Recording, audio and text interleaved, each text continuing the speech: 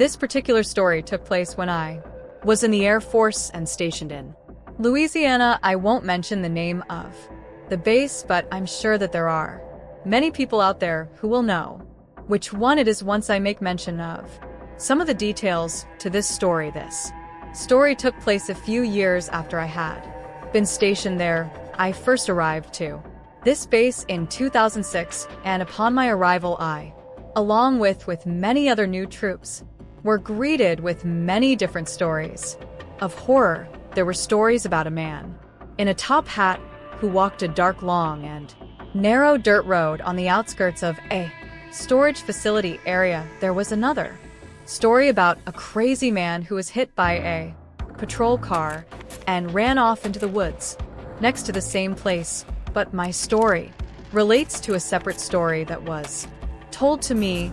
It was my second night on shift. As I recall, I was posted with an airman who had been there for several years. He gave a rundown about some little girl who had been visiting her father when the storage area we were working in was being constructed, which was well before any of our time. The story went that that little girl was playing on some of the structures while her father was working, but had fallen to her death by slipping off the edge at the top of the structure itself. Most of the story didn't make sense to me at the time, but regardless of the facts, it still scared the out of me. To make matters worse, the airman had taken me to the exact place where the supposed story took place. He would shut off the engine and turned off the music as we just sat there in silence. He startled me a few times, but nothing ever happened. Now skip forward about 3 years. I was scheduled to work that particular spot of the base this night. Keep in mind that I'd been visiting this spot for years now, but at this point the storage area had been completely closed down except for a few minor areas which required us to do physical drive-throughs and checks of this area. The shift itself started out rather shitty. Me and my Alpha Ka partner had been given a cattle truck to do this patrol, as our normal vehicle was in the shop for maintenance. Yeah, I'm not kidding. A cattle truck.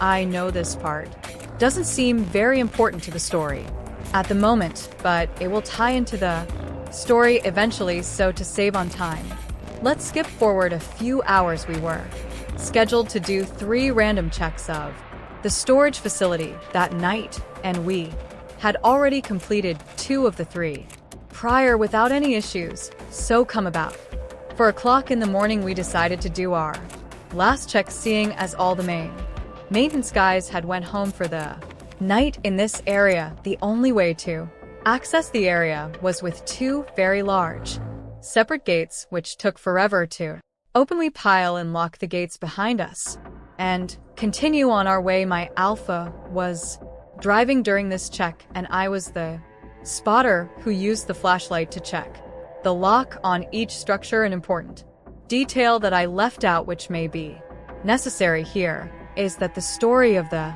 little girl had taken place on a road within the storage area, which we called Echo Street. By this point everything was fine, and we had finished our rounds. My Alpha makes the final turn down Echo Street. We had both been pretty talkative during most of the night, and we were just shooting the when I got an uneasy feeling. Something felt different, but I couldn't make out what it was. We were about halfway down the road when things became almost completely and frighteningly silent. Even the rumble of our cattle truck and the faint noise of the radio playing seemed to become less audible as we approached the structure.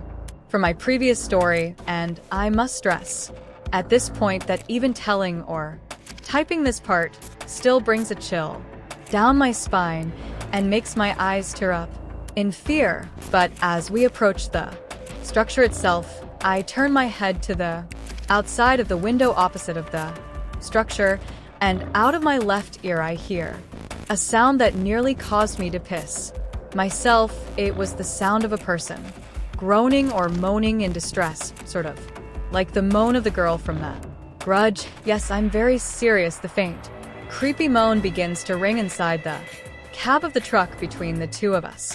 In between the dark emptiness of the Middle seat, I feel my blood turn cold. And I quickly turn to my Alpha and yell, "Dude, cut that out." My Alpha turns to me with a confused look on his face. At this point, he begins to take his foot off the accelerator and asks, "Am I going too fast?" I remain silent for a moment, with my hand in a pausing gesture, and listen. I hear the noise again. My partner interrupts and asks what's wrong. I quickly turn the music off without saying anything at first, and then I whisper to him, "Do you hear that?" He stops the truck in confusion and listens closely. It was almost dead silent for a second or two when we both hear at this time that long chilling groan of a woman.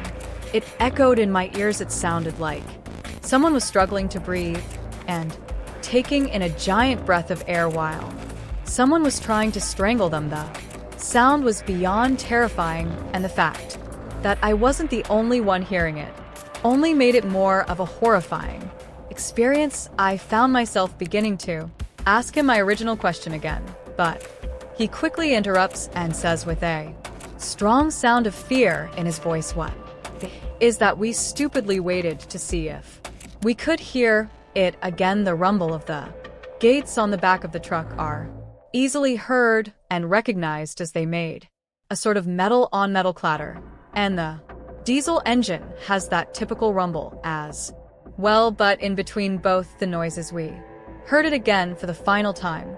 That groan, it sounded even louder, but this time it sounded like it was coming from both inside and outside of the truck, like we were being surrounded by whatever was making that noise of distress without even making a peep. My Alpha puts the truck in drive, and he hauls our asses off that street quicker than I have ever gone on any other street in that entire base. He nearly flips the truck going around a curve, but it doesn't bother us one bit. We were both in an unspoken agreement that we wanted to get out of there quickly. We got to the two gates again, and I hopped out of the truck as fast as I could. My Alpha watched my back as I quickly opened both gates. He jumped back into the driver's seat, sped out, and waited for me to close both gates as well. Once we completed that task, we quickly returned to the main part of the base, and we requested to meet with our flight chief to tell him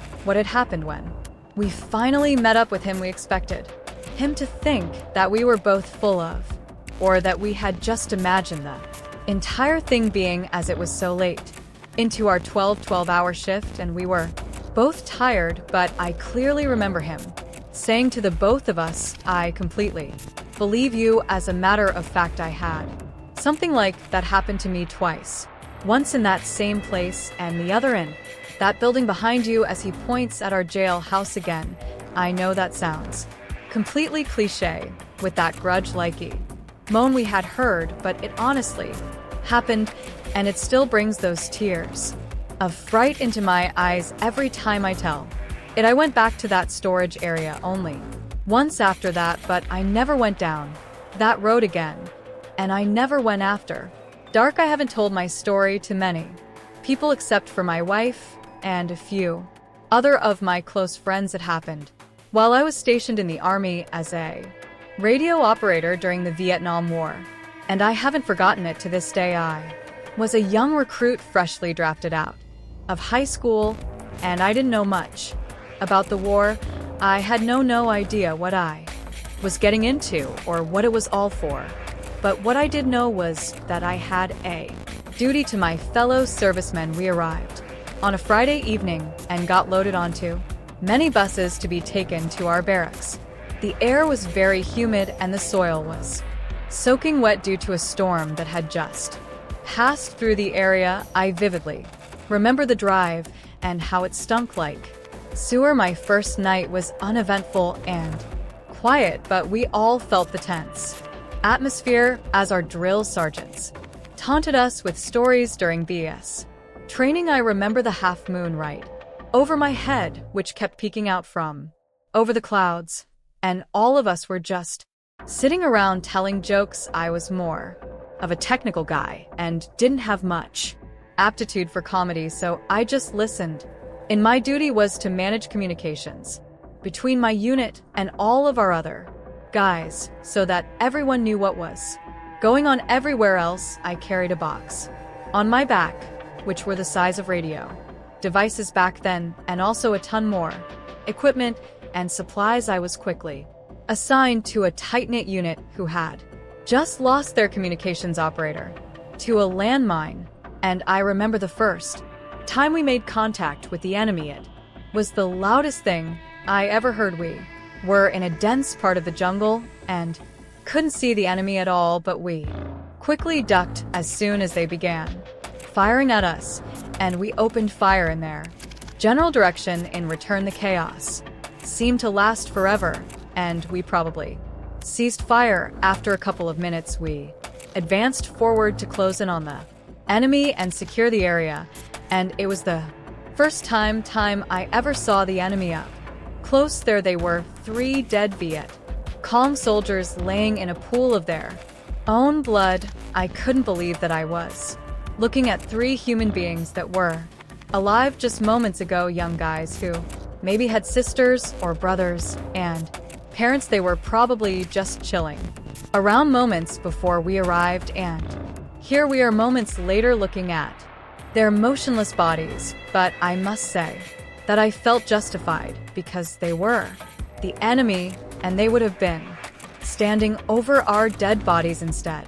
A few days later, we got assigned to a different location which saw heavier casualties and needed more support. I grew accustomed to the violence and saw many of our young men die painfully. One day, I was told by my NCO that someone wanted to speak with me. I was greeted by an older man in his late 50s who looked totally out of place. His demeanor was calculated and predictive, and even my commanding officer seemed to have turned into a yes man in front of him. He introduced himself as R.C.K. Douglas, an intelligence officer stationed nearby, and that I was going to be assigned to him as an RTO for his unit. I liked my unit and wanted to stay with them, but orders are orders, and I had no choice, so I got on the Huey and went with him. We landed in a heavily wooded area next to a few Viet Cong huts. It was heavily built up by the enemy, and I could definitely imagine the fight that must have taken place here. There were some guys who had gas masks on and others standing nearby, but they didn't seem to notice me or even care that I was there. It was a very strange atmosphere that didn't feel quite right. These guys didn't act like normal soldiers and definitely didn't have the look of fear in their eyes as most of us did. I even tried to talk with some of them, but all I got was a strange, emotionless glare, like they were infected with something. Whatever it was, they all had it, and it made me feel very uneasy. Officer Douglas and I entered one of the smaller huts, and I was told to stay put until someone would come and get me. I should have just stayed there and waited, but I was too curious and apprehensive to relax, so I just made my way out towards the main tent and took a peek inside. What I saw made my stomach drop like it never had before. On a makeshift table lay 6 murky containers. Each one of them had a severed head of a guerrilla fighter inside, with several tubes and wires protruded from them. A green liquid seemed to be reacting with the heads as their mouths and eyes were quivering like they were half alive. I suddenly felt a hand grab onto my shoulder. It was Intelligence Officer Douglas, and he looked very upset. I meekly asked what they were doing inside there, but he angrily said that I should not have gone in there and sent me back to my hut. We must have been attacked or something, because I woke up a day later in triage with several broken ribs and a fractured collarbone, with no memory of anything that happened right after that. I never saw Officer Frederick Douglas or those soldiers ever again during my time, if that was even his real name, and I often wonder what those guys were doing back there. Maybe they were trying to gather intelligence from dead enemy soldiers or something. Either way, it was a strange experience that I'll never forget. All names in the story will be changed, and all locations will be left out. This experience has left me very paranoid in a lot of ways. It was the late hours of the night. I could feel the thud of my heartbeat inside of my chest as our armored vehicle veered off the gravel road, plowing through the dense underbrush. It had been weeks since Bravo unit had gone silent, vanishing like a wisp of smoke on a windy day. The distress call had crackled through our comms earlier, an unexpected sign of life from our long missing comrades. But what haunted me more than their sudden reemergence was the content of their message, a cryptic string of numbers repeating endlessly. "Sergeant Davis, are you sure this is the place?" I asked over the static hiss of the radio cutting through the silence that had settled over our squad. "That's what command confirmed. Get ready," Davis replied as our vehicle came to a halt. The dense fog seemed to get worse. We disembarked into the unknown, the silence of the abandoned base growing increasingly unsettling. Buildings stood like hollowed out husks with windows shattered, doors ajar. A living town, not even a few weeks ago now, just a ghost town. Davis ordered us in a whisper to stay sharp as we moved forward with our boots crunching on broken glass and debris. Signs of struggle were everywhere: overturned furniture, bloodied rags, and scattered ammunition littered the ground, painting a picture of the chaos that had taken place here recently. The base, once a bustling hub of military activity, was eerily silent now, except for our own shallow breaths and the distant echoing cry of the numbers broadcast as we neared the command center. The transmission grew louder, a constant chant that seemed to bore into my mind, its meaning as elusive as the shadows and the fog surrounding us. Entering the command center, we found it abandoned, the air stale, the only light coming from the blinking consoles. The radio speakers, crackling with static, repeated the sequence over and over in a monotone voice. 5824-7582. For Corporal Lee whispered, "What does it mean?" I saw her eyes were wide as she scanned the room. "Commander H. Haskins might have known," Davis said. Commander Haskins was the name of the unit's leader, who had vanished along with his team. We continued our search through the desolate base, hoping to find a clue, a survivor, anything, but it was the laboratory that changed everything. The door was ajar, hanging off its hinges as if forced open. Inside, the air was thick with the scent of decay and chemicals. Shattered vials and overturned equipment were signs of activity halted abruptly, and then we saw them. Bodies, members of Bravo unit, or what was left of them, were sprawled across the floor, their faces contorted in expressions of terror. It was a massacre, but the cause was unclear. No bullet wounds, no signs of struggle on their remains. And then Lee gestured toward a corner of the room. There, amidst the pile of research notes and hastily abandoned experiments, lay the body of Commander Haskins.